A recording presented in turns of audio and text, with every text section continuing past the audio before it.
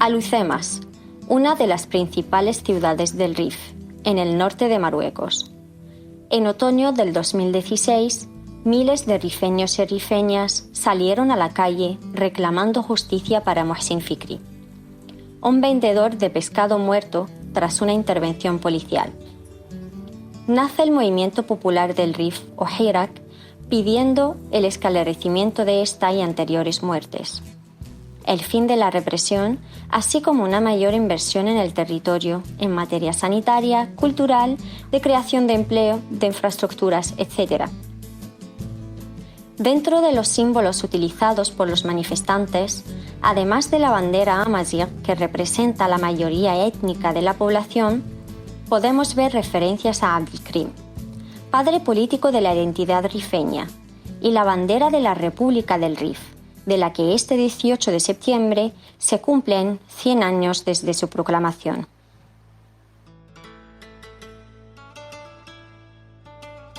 A comienzos del siglo XX, el Rif era un territorio conformado por una serie de tribus que dependían de manera más o menos estable del sultán de Marruecos. ¿Cómo llegan a crear estas tribus una república en 1921? La respuesta podemos encontrarla en la resistencia que las rifeñas y los rifeños oponen a la colonización española de la zona norte de Marruecos desde 1909. Esta resistencia se vuelve más intensa a partir de 1920, cuando España recrudece la penetración en el territorio con la llamada Guerra del Rif.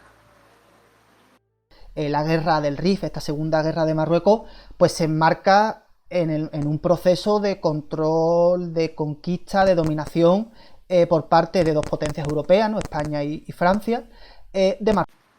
La colonización de Marruecos se produce con el apoyo del sultán marroquí, presionado por las potencias occidentales, quien deja vía libre a la creación de un protectorado español en el norte y sur del país, y otro francés en la parte central. Que los españoles y los franceses están pisando suelo marroquí, incluso antes de 1912, antes del tratado por el cual ya hacen efectivo el control, la instauración de esos dos protectorados.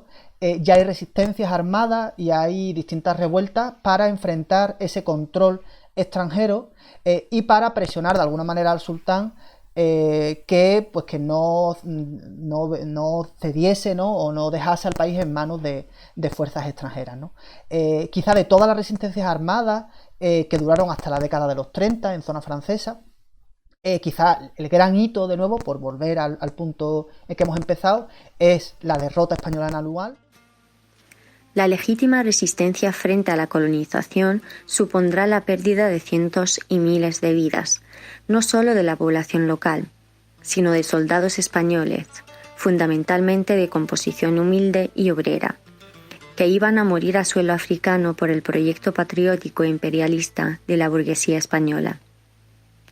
En la Guerra del Rif destaca la Batalla de Anual, que se considera la mayor derrota de la historia militar española, y fue infringida por las tropas rifeñas cerca de Alhucemas. Fueron una serie de escaramuzas, enfrentamientos bélicos entre los meses de julio y agosto de 1921 y se enmarca en una guerra mayor, de mayor amplitud, que fue la Segunda Guerra de Marruecos o la Guerra del Rif. Como acabo de decir, pues este conjunto de combate enfrenta por un lado al ejército español, que trata de avanzar hacia la bahía de Alhucemas, y por otro lado tenemos a estas diversas tribus rifeñas que se unen en torno a la figura de Mohamed Abdelkrim el-Hatabi. ¿Cuáles fueron las consecuencias de la derrota de los españoles en Anual? Miles de soldados murieron, y los rifeños lograron no solo expulsar a los españoles de buena parte del territorio rifeño, sino hacerse con gran cantidad de armamento y rehenes. Claramente marca un antes y un después la Guerra del Rif, ya que supone la primera gran victoria de la resistencia de las tribus rifeñas a la colonización española. Y la respuesta va a ser recrudecer la ofensiva, utilizando todo tipo de técnicas militares para sembrar el terror en la población local incluido la utilización de armas químicas que se habían ensayado recién unos años antes en la Primera Guerra Mundial.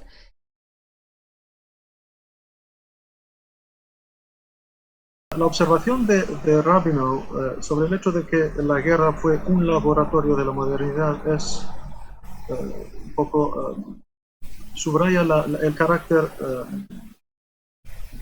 o sea, violento y altamente avanzado tecnológicamente de los métodos de guerra españoles y franceses. Por eso la guerra del Rif representó un momento en que se aplicaron los métodos y tecnologías más avanzadas de la violencia tecnológica, principalmente la aviación militar y la guerra química. Pero aunque muchos consideran que la guerra civil española fue la primera aplicación de la guerra total, en que civiles son también atacados por la aviación militar, la guerra de Rif fue la primera en que se recorrió al uso masivo del bombardeo aéreo contra civiles. سيدي مولاي محمد مش حاري غنصفار رباقي يزيد زيريث أقاطع الزير بحار. Algo así como, oh señor Muley Mohammed, oh señor Muley Mohammed, ¿cuánto más vamos a soportar? Bombas del cielo y fragatas en el mar. Cito ese testimonio para un poco subrayar la importancia de la guerra aérea en la guerra de Rif, que atacó a combatientes como a la población civil y en eso creo la guerra de Rif fue la primera aplicación, o sea, la primera aplicación sistemática del concepto de la guerra total contra civiles, campos, agua, todo. Si para el Rif anual provocó un recrudecimiento de la guerra, con la intervención combinada española y francesa junto a otros países occidentales como Estados Unidos, al otro lado del estrecho, para España, anual y la guerra del Rif supuso el caldo de cultivo para el fascismo. No solo provocó el golpe de Estado de Miguel Primo de Rivera en 1923, sino porque formó a toda una generación de militares africanistas, Franco, Mola, Sanjurjo, etc., que serían los que darán el golpe de Estado de 1936, dando inicio a la Guerra Civil Española, donde se aplicaron muchas de las técnicas militares ensayadas en la Guerra del Rif. Anual supone esa victoria que además en los próximos años se sucederá de otra serie de victorias por las cuales consiguen expulsar de amplias zonas del Rif al ejército español, y eso a su vez provoca pues que una gran diversidad de tribus se unan en torno a la figura de Abdelkrim y dará paso a esa configuración, ¿no?, de esa república del Rif entre 1921 y 1926.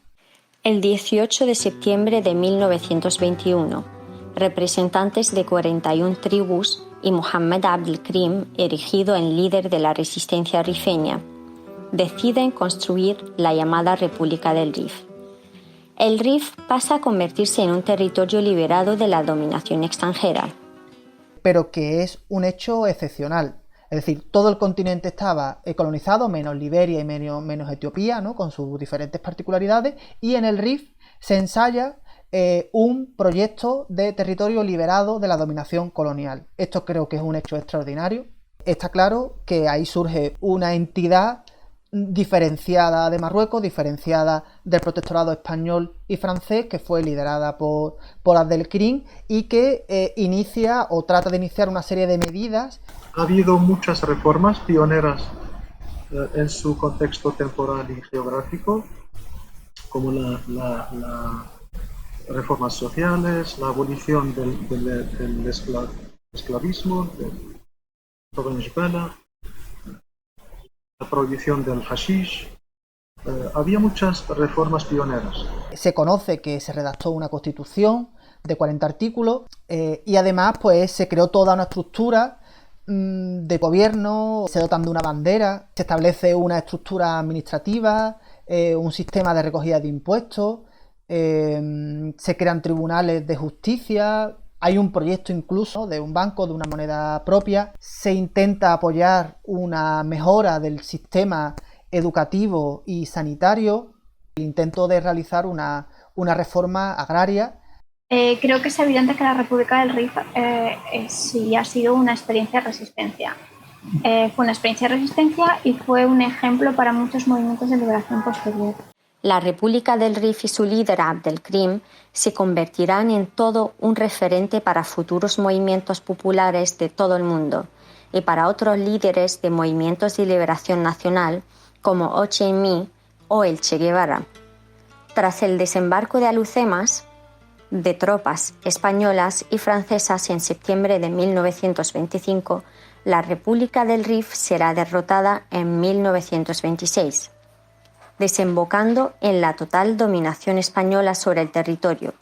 Como consecuencia, Abdelkrim será deportado a la isla Reunión y posteriormente a Egipto, donde morirá en 1963 sin haber podido volver a pisar su tierra.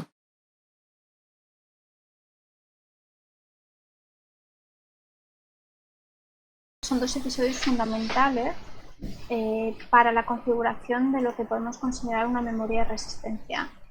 Una memoria de resistencia que además luego pues, ha sido fortalecida con otros episodios que probablemente vayamos a discutir después, ¿no? La revuelta del 58, la revuelta del 84, la revuelta del 87, la diferencia y particularismos que tuvo el movimiento 20 de febrero en el caso del RIF y desde luego las movilizaciones del Hirak, ¿no? Creo que son dos eventos históricos trascendentales y que han contribuido a conformar y a fortalecer la idea de, dentro de la sociedad del RIF, de poseer y de tener una historia política diferenciada a la del resto de Marruecos. Han sido un elemento de construcción de la identidad central en la historia contemporánea de la región, ¿no? Es que es una reconstrucción de la memoria y un discurso sobre la memoria que se ha hecho por activistas, una memoria reconstruida por asociaciones, que se ha ido transmitiendo a lo largo de las generaciones, de hermanos, de padres, a hijos, a vecinos, a compañeros de colegio, a compañeros de juegos y a través de las asociaciones, sobre todo a lo largo de las últimas décadas. El problema político que se vive en el Rif y que hunde sus raíces en el periodo colonial se ha ido alimentando durante décadas por agresiones, desprecios y políticas que han ido marginando la región hasta el presente. Su situación periférica y subdesarrollada dentro del Estado marroquí ha provocado sucesivos levantamientos y revueltas que han sido reprimidas a sangre y fuego. En la rebelión de 1958, el ejército francés y marroquí bombardearon con napalm y provocaron matanzas en las aldeas rifeñas. En las revueltas de 1984 y 1987, como respuesta a la situación económica del país, que en el Rif era especialmente dura, el ejército volvió a reprimir al pueblo, con cientos de detenciones y decenas de muertes, muchos de los cuales fueron enterrados en fosas comunes que siguen descubriéndose a día de hoy. Siempre define la memoria del Rif como una memoria politraumatizada, ¿no? Politraumatizada porque si miramos atrás tenemos el caso de Anual, tenemos el caso de la República del Rif, tenemos el caso del 58, del 84, todos volvemos a los mismos números, 87, ¿no? Y esto llega hasta nuestros días. Y el caso es que en esta memoria politraumatizada es acumulativa. Si lo vemos en perspectiva, ¿no? Si vamos analizando las reivindicaciones, las demandas de cada uno de estos movimientos de protesta que han ido surgiendo a lo largo de la historia del Rif, hay un proceso acumulativo, ¿no? En el 58 la figura de Abdelkrim vuelve a emerger dentro de las demandas que hacen las tribus dentro de el catálogo de demandas que se trasladan a Rabat. En el 84 los gritos, la protesta vuelven a nombrar a Abdelkrim. Lo mismo pasa en el 87. En el movimiento 20 de febrero de 2011. En el año 2012, en marzo de 2012, es cuando sale por primera vez en la historia contemporánea del Rif postcolonial la bandera República del Rif una protesta de manera pública. Las últimas protestas en el Rif del año 2011 y 2016 vuelven a poner sobre la mesa las reivindicaciones históricas en la región, que se nutren de esa memoria de resistencia gestada a lo largo de las décadas. A la ausencia de medidas efectivas por parte del gobierno marroquí para resolver los problemas de la migración, la pobreza, la marginación, las altas tasas de paro o la ausencia de un reconocimiento oficial de las agresiones sufridas, se suma la represión, encarcelamiento y censura como principal respuesta de la monarquía de Mohammed VI, que sigue alimentando la tensión en la rebeldía. Debemos señalar que esto es posible no solo por la existencia de un régimen marroquí que viola sistemáticamente los derechos humanos y que ha alimentado la desigualdad y la miseria en su territorio, sino además por la ausencia de un posicionamiento claro de denuncia de la Unión Europea y el Estado español de esta situación. El motivo, el gran interés que tienen los países occidentales y España concretamente por mantener un régimen fuerte y estable al otro lado del estrecho, que permita no solo aplicar todas las medidas neoliberales en el país, sino hacer freno a la migración y la influencia del fundamentalismo islámico en el delicado estrecho de Gibraltar. El precio a pagar, la libertad y los derechos fundamentales de los pueblos saharaui rifeño y de todo el pueblo marroquí en su conjunto. Desde Andalucía, como territorio vecino del Rif, queremos hoy rendir homenaje a la historia y a la lucha de este pueblo hermano, siendo conscientes que solo mediante la solidaridad y relaciones fraternas entre pueblos será posible construir un futuro estable y soberano para la región.